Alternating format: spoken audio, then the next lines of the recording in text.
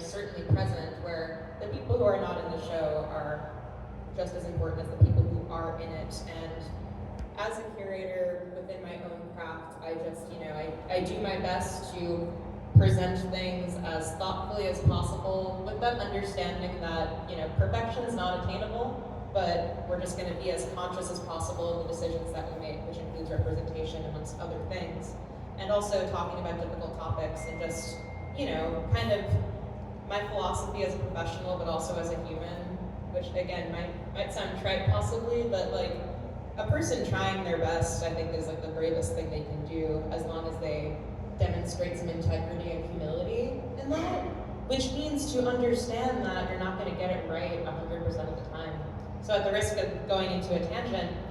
telling a story through an exhibition for me is a thoughtful presentation of separate objects, separate artworks,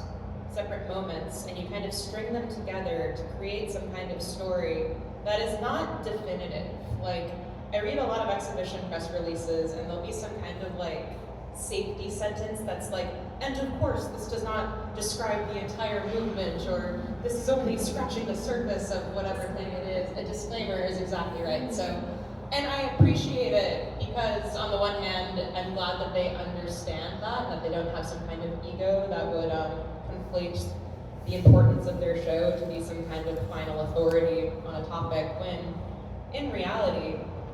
making a show, writing a paper, having a conversation, it's all part of this never-ending song, story, record. So when it comes to curating an exhibition, it's really about noticing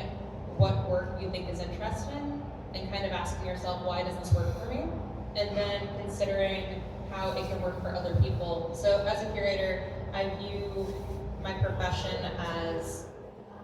the great honor of getting to present work that I think is interesting and compelling to other people. And obviously the reception of it is really interesting to me, and it's really important, and I want everyone that sees a show that I've done to